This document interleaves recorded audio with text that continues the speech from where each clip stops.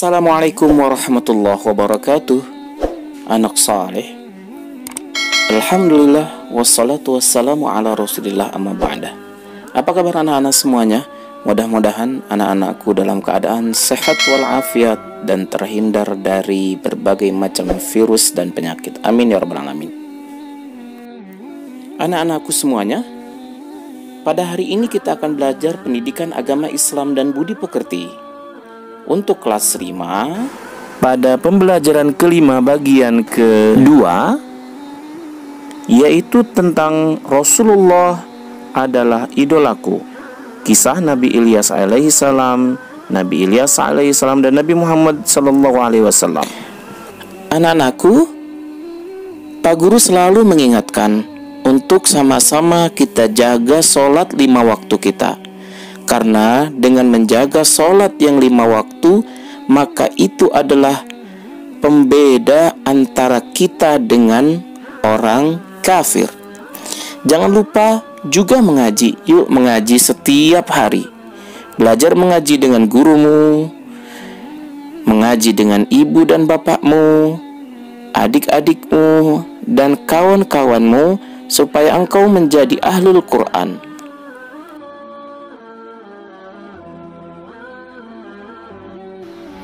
Sebelum belajar, mari sama-sama kita berdoa. A'udzubillahi minasyaitonirrajim. Bismillahirrahmanirrahim.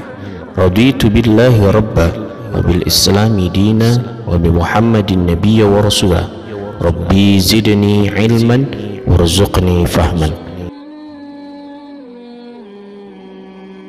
Baiklah anak-anakku, untuk tujuan pembelajaran pada hari ini silakan dibaca. Baca dengan baik. Anak-anakku, ayo kita lanjutkan kembali pembelajaran kelima bagian kedua, yaitu tentang kisah Nabi Ilyas dan Nabi Muhammad sallallahu alaihi wasallam.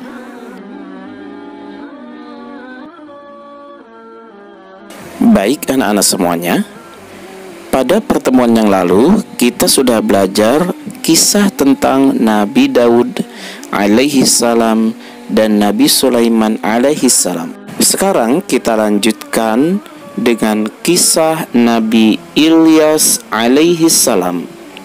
Di dalam Al-Quran, Allah subhanahu wa ta'ala berfirman, A'udzu billahi minasyaitonir rajim. Bismillahirrahmanirrahim.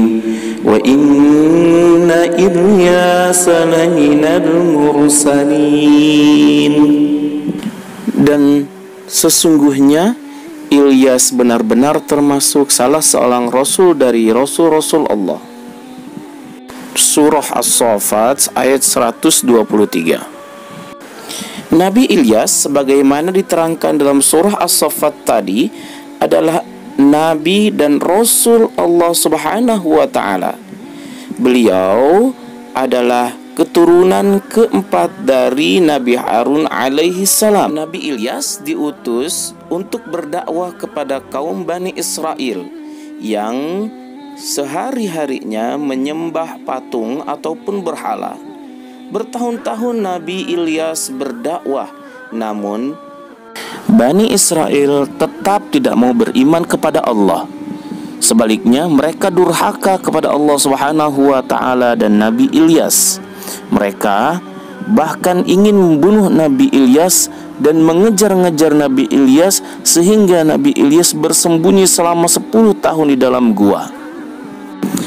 Karena kedurhakaan Bani Israel kepada Allah dan Rasulnya, yaitu Nabi Ilyas, maka Allah subhanahu wa ta'ala menurunkan bala bencana berupa kekeringan selama bertahun-tahun, yaitu kurang lebih 3 tahun lamanya, sehingga mereka kekurangan makanan dan terjadilah kelaparan. Ketika itu mereka barulah tersadar bahwasannya apa yang disampaikan Nabi Ilyas adalah satu kebenaran. Kemudian kembali mencari Nabi Ilyas dan memohon kepada Nabi Ilyas untuk berdoa kepada Allah subhanahu wa ta'ala untuk menurunkan hujan.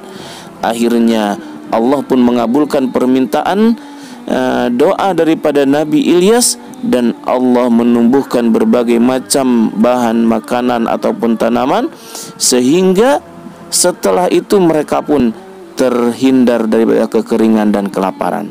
Namun apa yang terjadi? Ternyata mereka kembali durhaka kepada Allah dan Rasulnya, yaitu Nabi Ilyas. Akhirnya Allah pun mengazab mereka dengan mendatangkan gempa bumi yang dahsyat, sehingga tidak ada yang tersisa dari mereka kecuali orang-orang yang beriman kepada Nabi Ilyas, karena mereka diberitahu untuk segera mengungsi karena akan diturunkan gempa bumi yang dahsyat oleh Allah Subhanahu wa taala disebabkan daripada kedurhakaan Bani Israel ketika itu.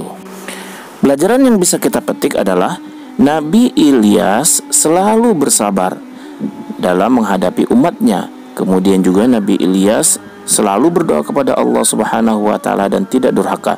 Maka sikap kita adalah senantiasa harus bersabar, berdoa kepada Allah dan tidak mendurhakai Allah Subhanahu wa taala. Selanjutnya adalah kisah teladan Nabi Ilyas alaihi salam. Nabi Ilyas juga merupakan Rasul Allah Subhanahu wa taala. Nabi Ilyas adalah keponakan daripada Nabi Ilyas alaihi salam. Nabi Ilyas meneruskan dakwah Nabi Ilyas alaihi salam setelah meninggal. Kemudian seluruh kaumnya ketika itu beriman kepada Allah, taat kepada Allah, dan senantiasa mengerjakan apa yang Allah perintahkan selama Nabi Ilyas hidup dan berdakwah serta memimpin mereka. Mereka pun hidup aman, tentram, makmur, sejahtera karena keimanan dan ketakwaan mereka kepada Allah.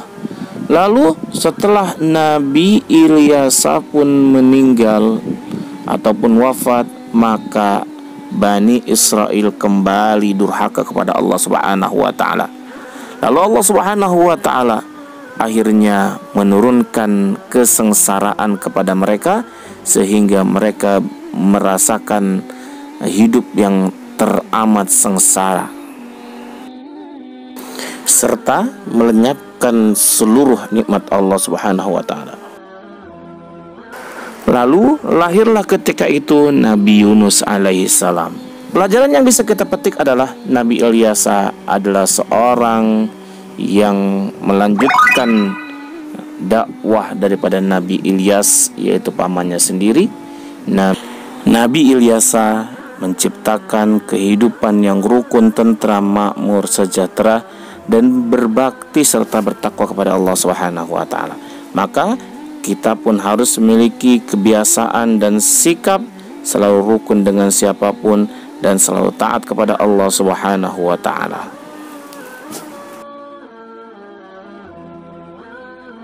Terakhir yaitu kisah tentang teladan Nabi Muhammad sallallahu alaihi wasallam. Nabi Muhammad sallallahu alaihi wasallam adalah nabi terakhir dari 25 nabi dan rasul.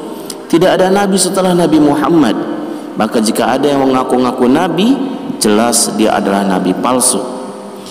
Karena Nabi Muhammad adalah khatamul anbiya wal mursalin, yaitu penutup daripada nabi-nabi dan para rasul. Nabi Muhammad lahir di kota Mekah Al-Mukarramah pada hari Senin tanggal 12 Rabiul Awal bertepatan tahun gajah atau tanggal 20 April tahun 571 Masehi. Nabi Muhammad lahir dalam keadaan yatim. Bapaknya bernama Abdullah yang wafat ketika Nabi Muhammad dalam kandungan ibunya, yaitu Siti Aminah, ketika berusia 2 bulan. Kemudian singkat cerita Nabi Muhammad pun lahir. Kemudian seperti kebiasaan daripada kaum Quraisy, yaitu anak yang lahir maka disusui oleh ibu susu, yang mana Nabi Muhammad mendapatkan ibu susu yang bernama Halimatus Sa'diyah. Maka Halimatus Sa'diyah menyusui Nabi Muhammad selama 2 tahun dan membesarkannya selama kurang lebih 4 tahun. Setelah 4 tahun pun akhirnya Nabi Muhammad dikembalikan kepada Siti Aminah ibundanya. setelah mengalami suatu kejadian yang luar biasa, karena ketika bermain-main di ladang rumput, ketika itu Nabi Muhammad didatangi oleh malaikat Jibril, kemudian dibedah hatinya dan dibersihkan dengan air Zam-Zam, dan dari situlah dilaporkan oleh anak-anak Halimah Sa'diyah bahwasanya Nabi Muhammad mengalami satu kejadian yang luar biasa dan tidak masuk akal. Lalu karena kekhawatiran daripada Halimah Sa'diyah, maka Nabi Muhammad pun dikembalikan kepada ibundanya, yaitu Siti Aminah. Setelah itu diuruslah Nabi Muhammad oleh Siti Aminah selama 2 tahun kurang lebih, yaitu sampai berumur 6 tahun, dan kemudian ibundanya pun meninggal dunia setelah mengunjungi kubur daripada ayahnya Nabi Muhammad SAW, yaitu Abdullah. Lalu Nabi Muhammad pun dibesarkan oleh kakeknya selama 2 tahun, kurang lebih umur 8 tahun pun kakeknya Abdul Muthalib pun meninggal. Lalu dibesarkan oleh Abu Thalib, yaitu pamannya sendiri, dan tumbuhlah Nabi Muhammad menjadi seorang remaja yang jujur, yang bertanggung jawab, yang bekerja keras, sehingga Nabi Muhammad dijuluki sebagai pemuda Al-Amin, yang artinya dapat dipercaya. Artinya Rasulullah SAW adalah pemuda yang dapat dipercaya karena kejujurannya. Bahkan pada suatu ketika Nabi Muhammad diajak berdagang ke negeri Syam, yaitu menjual dagangan daripada saudagar kaya, yaitu Siti Khadijah. Karena kejujurannya, karena ketulusannya, karena kesabarannya, Nabi Muhammad SAW mendapatkan yang untung yang luar biasa, sehingga barang-barangnya terjual habis, dan kemudian Siti Khadijah pun terkagum-kagum kepada Nabi Muhammad SAW atas kerja keras, kesabaran, kegigihan, dan kejujurannya. Akhirnya di umur 25 Nabi Muhammad SAW pun memperistri Siti Khadijah yang mengagumi akhlak Rasulullah SAW. Lalu dalam setiap harinya Nabi Muhammad pun gelisah melihat kemusyrikan, kezaliman, kejahilan, serta kedurhakaan daripada kaum kafir Quraisy yang semakin hari semakin tidak karuan. Nabi Muhammad pun berkhalwat, menyendiri di Gua Hira, memohon petunjuk kepada Allah Subhanahu wa taala. Akhirnya di umur ke-40 tahun Nabi Muhammad SAW diangkat menjadi rasul dengan datangnya malaikat Jibril menemui Nabi Muhammad ke dalam Gua Hira dan menyampaikan wahyu yang pertama, yaitu surah Al-Alaq yang berbunyi, Bismillahirrahmanirrahim. Iqra bismi rabbikal ladzi khalaq, khalaqal insana min 'alaq. Iqra wa rabbukal akram alladzi 'allama bil qalam, 'allamal insana ma lam ya'lam. Ya Muhammad, iqra, bacalah, bacalah, bacalah, sampai mengulangi 3 kali. Nabi Muhammad menjawab, ma ana biqari, saya tidak dapat membaca. Lalu dibacakan surah Al-Alaq dengan lengkap tadi dari ayat 1 sampai ayat 5. Nabi Muhammad SAW selain terkenal menjadi seorang pribadi yang jujur dan pemaaf, Nabi Muhammad peduli dan mencintai anak-anak serta anak yatim. Maka pelajaran yang kita dapat petik adalah Nabi Muhammad seorang yang pekerja keras, Nabi Muhammad seorang yang sabar, yang jujur, sehingga dijuluki dengan Al-Amin. Sikap dan kebiasaanku, aku harus menjadi anak yang jujur. Aku suka membaca Al-Quran. Aku sayang kepada anak-anak yatim, dan aku yakin Nabi Muhammad SAW adalah Nabi dan Rasulku yang terakhir. Baik anak-anakku semuanya, demikian pembelajaran kita pada hari ini. Mudah-mudahan banyak mengandung manfaat. Sekian, terima kasih.